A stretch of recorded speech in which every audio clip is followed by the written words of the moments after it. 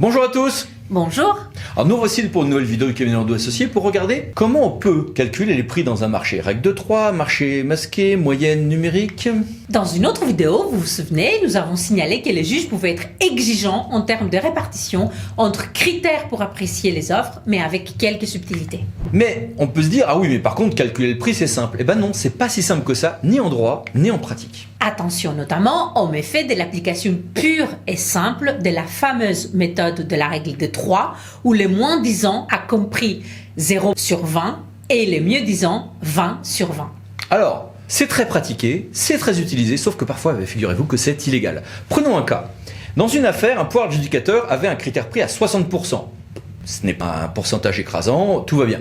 Et il avait appliqué cette fameuse règle de 3. Le moins-disant avait 0 sur 20, le mieux-disant 20 sur 20. Vous savez très bien que ce genre de règle de 3 a un avantage, c'est que c'est facile et il y a un petit côté neutre. Mais ça a un inconvénient, c'est que ça écrase. C'est-à-dire que si les différences de prix étaient très faibles, alors que les différences de notation étaient pour l'un de 0 et l'autre de 20, évidemment que cela fausse tout. Eh bien, ça fausse tellement tout que le Conseil d'État l'a constaté et a censuré en 2017 un marché du ministère de la Défense. D'autres méthodes existent, mais non sans qu'il faille quand même prendre garde à leurs limites et à quelques autres effets pervers.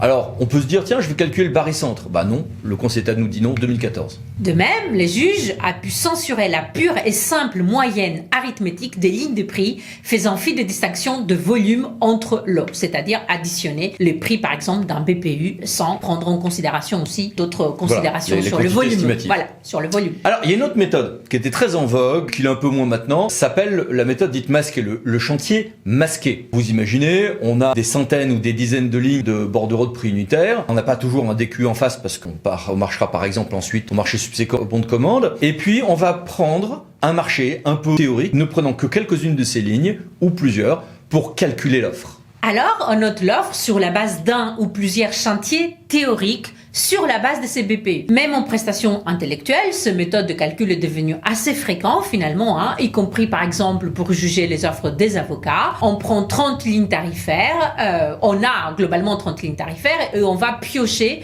dans ces différentes lignes pour créer une situation théorique. On va prendre une visio, 3 notes à faire, etc. Et c'est comme ça qu'on compare les offres. Si ces chantiers théoriques sont connus et doivent être remplis par le soumissionnaire et que ça correspond à la réalité du marché, il n'y a pas de difficulté. Est-ce illégal? Non, le Conseil d'État a validé cette méthode, mais sous certaines conditions, bien sûr. Et il a admis que l'on n'ait pas l'obligation de donner ces chantiers masqués au candidat Conseil d'État 2011. Le juge a même admis que plusieurs chantiers masqués soient prévus et qu'il y ait un tirage au sort entre ces différentes commandes pré-préparées. En 2016, la Haute Assemblée a ainsi dit que le haut pouvoir adjudicateur ne manque pas à ses obligations lorsqu'il y aura un tirage au sort de ce type. Mais il y a 3 conditions qui sont cumulativement imposées par le Conseil d'État. Il faut d'abord que les simulations correspondent bien sûr à l'objet du marché.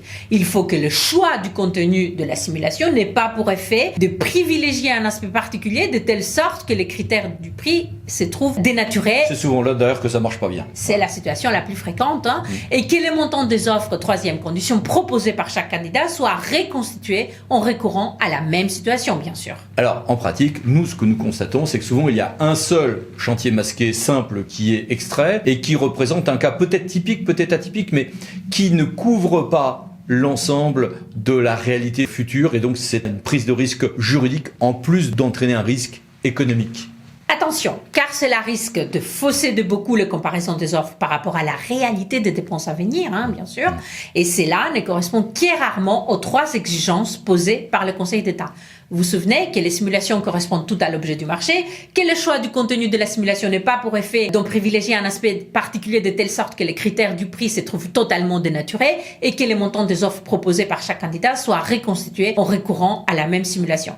Or, ce n'est pas facile de contrôler les fuites et nous avons, hélas, pas mal de dossiers sur ce point. Multiplier les chantiers masqués rend beaucoup plus difficile une fuite vers tel ou tel soumissionnaire, bien sûr. Et évidemment, faire 5 ou 10 chantiers masqués, c'est beaucoup plus de travail, mais c'est plus sécurisé en droit, ça couvrira plus les 3 conditions que nous avons évoquées et ça sera plus difficile à fuiter, donc vraiment, nous vous y invitons. Ceci dit, cette méthode était très à la mode et elle est un petit peu moins dans le vent en ce moment. En général, cette méthode est adaptée au marché où il y a de nombreuses lignes de BPU, sous réserve bien sûr de prévoir de nombreux chantiers masqués. Alors, on peut se dire, on en revient à la règle de 3. Oui, mais vous avez vu la décision de tout à l'heure du Conseil d'État. Il faut, dans ces cas-là, l'ajuster. Par exemple, prévoir un tarif plancher, que le 0 sur 20 soit un certain prix préfixé, que le 20 sur 20 soit un autre, qu'on n'est pas obligé de donner, pour que les différences de notation ensuite n'écrasent pas dans cette règle de 3, les différences de prix à appliquer avec délicatesse parce que c'est assez complexe de le justifier ensuite. Mais si on n'applique pas non plus cette mesure de prudence, c'est également fragile en droit. Beaucoup d'autres méthodes sont pratiquées, non bien sûr sans tâtonnement juridique aussi.